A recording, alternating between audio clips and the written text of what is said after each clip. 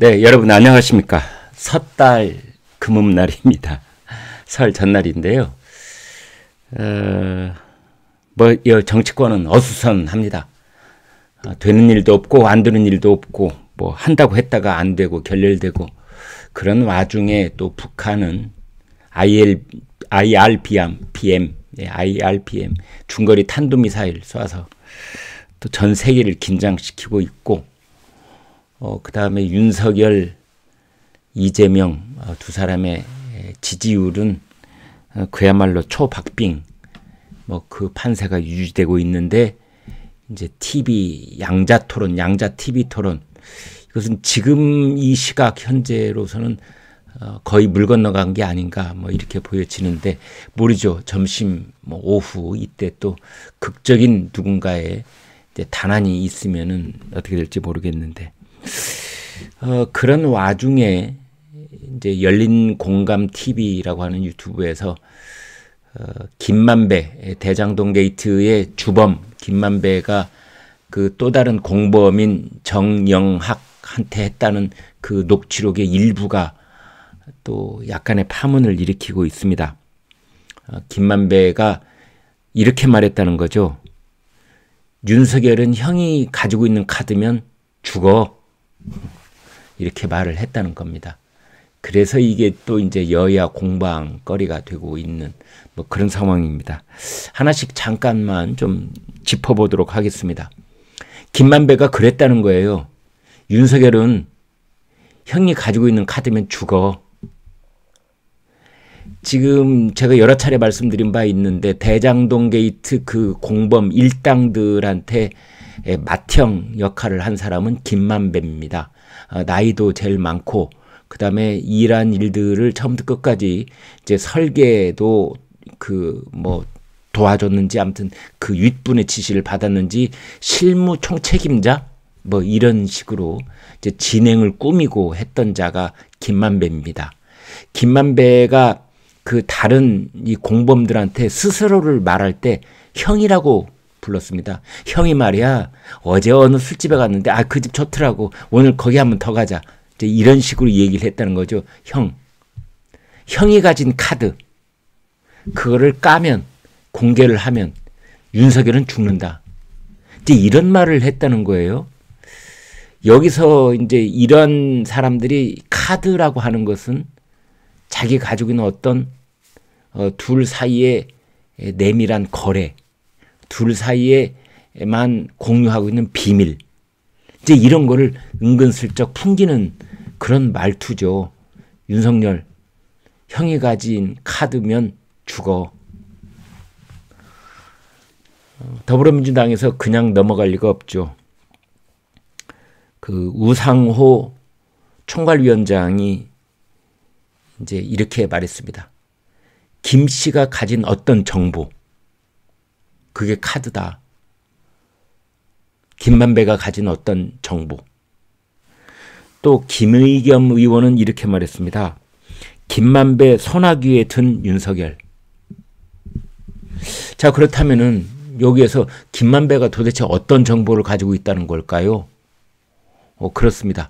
김만배의 누나 되는 사람이 윤석열 후보의 아버지가 소유하고 있는 연희동 집을 구매했습니다. 샀습니다. 이제 그것과 관련해서 그때 잠깐 논란이 됐었는데 이게 우연의 일치인가?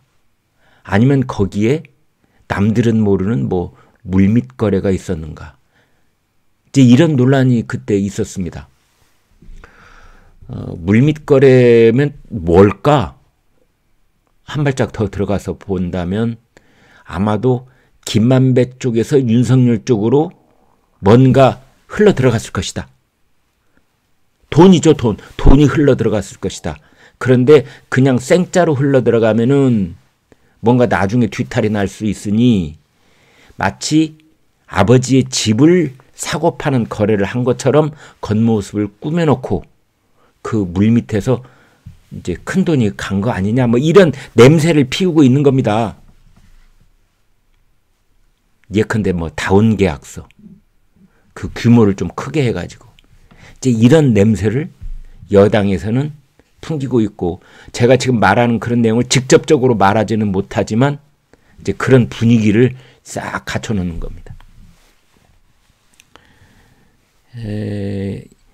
국민의힘 쪽에서 바로 반박을 했지요. 이양수 선대본부 수석대변인이 이렇게 말했습니다. 김만배가 대장동 게이트 공범들과 작당하면서 했던 거짓 허풍일 뿐이다.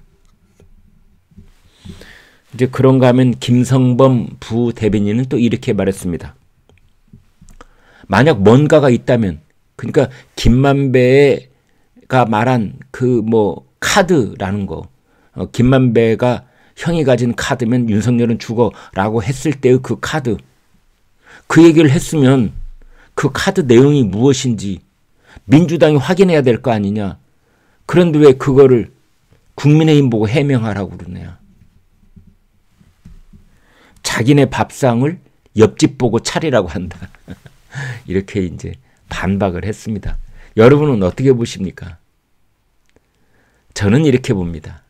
아마 이런 일들이요, 3월 8일까지 계속될 겁니다. 그러니까 김만배가 정영학한테 했다는 여러 가지 얘기들, 그 다음에 부인 김건희 씨에 관한 또 이런저런 풍문 또는 의혹 제기, 이런 것들 중에서 이제 적당한 시간 간격을 두고 계속 나올 겁니다.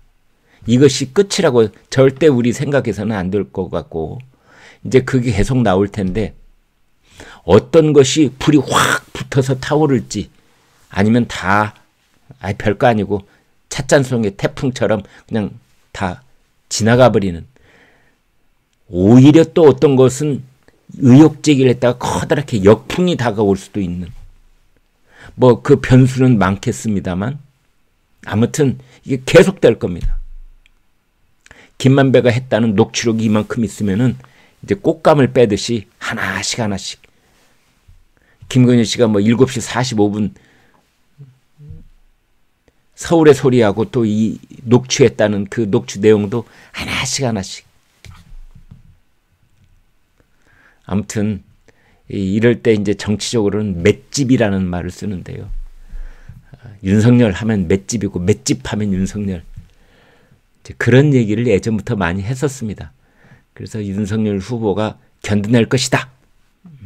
오히려 역풍을 이재명 후보가 맞을 수도 있다. 이렇게 윤석열 캠프 쪽에서는 보고 있습니다.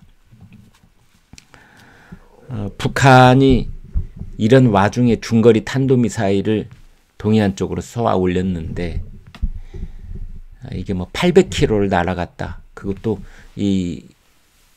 대기권으로 2000km로 올라간 다음에 거리로는 이제 800km를 날아갔다. 이런 얘기가 나오고 있는데, 이거를 발사 각도를 낮추면은 3000km, 4000km를 날아갈 수 있다. 이런 겁니다.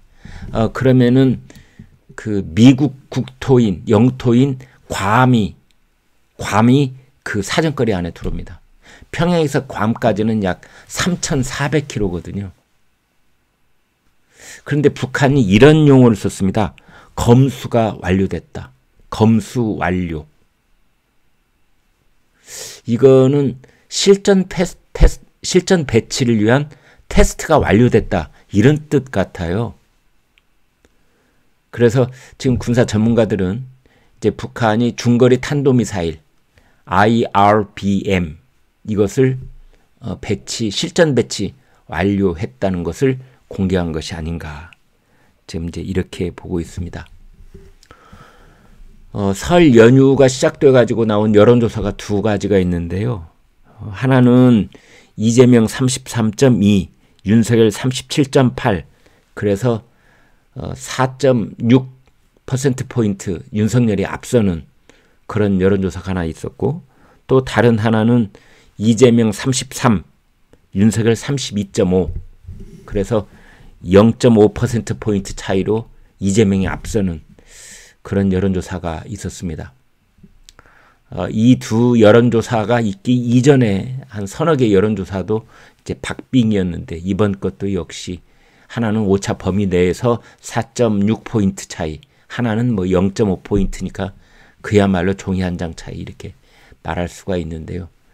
그 여론조사의 지지율 자체에는 초박빙세가 계속되고 있다. 이제 이렇게 볼 수가 있고, 그 다음에 오늘 저녁 6시부터 하기로 예정됐던 이제 윤석열, 이재명, 윤석열 양자 TV 토론. 이건 어제 밤 늦게까지 이제 계속 됐는데 결국은 거의 무산됐다. 이제 이런 분위기가 오늘 아침까지 이어지고 있습니다. 처음에는 방법을 놓고 붙었습니다. 방법이라고 하는 것은 이제 이재명 쪽에서는 시간 제한을 두자.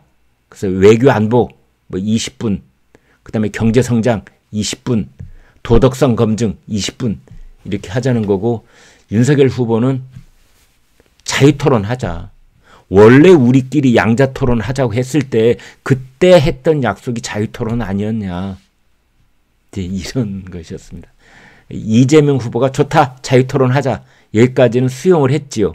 그래서 되는 줄 알았더니 웬걸 이번에는 자료 시비입니다. 자료. 그러니까 여러분 아시는 것처럼 이제 토론을 할 때 이쪽 후보가 판넬에다가 뭐 도표도 그리고, 그 다음에 숫자가 좀 들어가 있는 뭐 X도 좀 그리고 이런 자료, 이거 들고 갈 수 있게 하자라는 게 윤석열 후보 쪽의 주장이고, 민주당 이제 이재명 후보 쪽의 그 조건은 뭐냐? 그러지 말고 그냥 맨손으로 와라. 맨손으로. 입만 하나 가지고 와라. 입만. 이런 겁니다. 이게 의견이 좁혀지지 않았다고 그래요. 그러니까 이재명 쪽에서는 자기가 뭐 말솜씨도 있고 뭐 그래서 그냥 뭐 이게 자료 안 보고 그냥 하면은 뭐 자기가 승산이 있다 이렇게 보는 것 같은데, 이재명 쪽에서는 제 희한한 말로 윤석열 쪽을 공격하고 있습니다. 커닝하자는 거냐? 시험 보러 와서 그 자료를 본다는 건 커닝하겠다는 거 아니냐? 뭐 수첩 대통령, 박근혜 전 대통령도 은근히 거기 집어넣으려고 해요. 수첩을 보고 뭔가를 하려고 하는 수첩 대통령 한다는 거냐? 수첩 공주. 그 연상 자격을 일으키면서 그렇게 비아냥거리고 공격을 합니다. 반면에 윤석열 후보 쪽에서는 아니, 이재명 후보가 궤변으로 앞에서 한 말 뒤에서 뒤집고 뒤에서 한 말 또 뭐 또 한 번 더 뒤집고 이렇게 현란하게 해 나가서 어떻게든 모면하려고 하는데 그거 안 된다. 정확하게 도표 보여주면서 하겠다. 국회의원회관에서 하자. 그 다음에 국민대 지금 명예교수로 있는 정관용 씨가 진행을 맡도록 하자. 뭐 이런 데까지는 이제 다 합의가 된 것 같아요. 그런데 이제 막판에 안 되는 것이 있습니다. 바로 뭘 하나 들고 가서 보여줄 것인가 말 것인가. 이제 이런 건데요. 뭐 자료, 그러니까 윤석열 후보 쪽에서는 자료를 들고 가겠다. 이제 이재명 후보 쪽에서는 안 된다. 이제 이런 건데 참 우리가 봤을 때는 별거 아닌데요. 그러나 이재명 후보 쪽이 진짜 두려워하는 거, 이건 따로 있습니다. 그것은 양자 TV 토론이 혹여 국민들 눈에 검사 대 도둑놈으로 비칠까봐. 윤석열 검사 대 대장동 범죄 피의자 이재명 이렇게 비칠까봐. 그걸 두려워하고 있는 겁니다. 마치 윤석열 검사가 이재명 피의자를 앞에 앉혀놓고 피의자 신문조서를 받는 것처럼 그렇게 문답이 오갈까봐. 그걸 두려워하고 있는 겁니다. 그렇지 않아도 둘이서 한번 양자토론이 벌어지면은 특수통 검사, 윤석열 검사, 범인 앞에 앉혀놓고 그냥 아주 잡돌이 하듯이 매서운 질문을 해서 실토하게 만드는 그 솜씨가 있지 않습니까? 이재명 후보가 뭐 말솜씨가 아무리 혀가 달변이라고 하더라도 그 프레임에 갇히면은 꼼짝 못하고 뭐 실토를 할 수밖에 없는 그런 상황이 연출될까봐 이제 이재명 후보 캠프 쪽에서는 걱정하고 있는 게 아니냐. 이제 그걸 막기 위해서 뭔가 손에 들고 오는 거를 안 된다 지금 이러고 있는데요. 글쎄요, 오늘 점심 저녁 지나면서 뭔가 새로운 돌파구가 있을지 그건 지켜봐야 알겠습니다. 현재 섣달 금음날 아침 상황은 이렇습니다. 아무튼 이 김만배가 했다는 그런 녹취록, 뭐 윤석열은 형이 가지고 있는 카드면 죽어 공갈 협박 같아 들리기도 하고, 아니면 뭐가 정말 요만한 거라도 정말 있는지 그건 시간이 흘러봐야 알겠습니다만, 그렇게 공갈 협박만 하지 말고 뭐가 있으면, 정말 그 카드가 있으면 그 카드를 까야 되는 거 아닙니까? 저는 그렇게 생각합니다. 그 카드를 까지 못하면 사기치는 거죠. 네. 자, 아무튼 이런 상황 속에서 오늘이 흘러가고 있고, 여러분 아무튼 좋은 명절 휴가 보내시면서 제가 간간히 말씀드리는 거 이것만 알고 계시면 연휴 끝난 다음에 저하고 본격적으로 토론을 벌일 수 있으실 겁니다. 여러분 고맙습니다. 구독, 좋아요 부탁드립니다.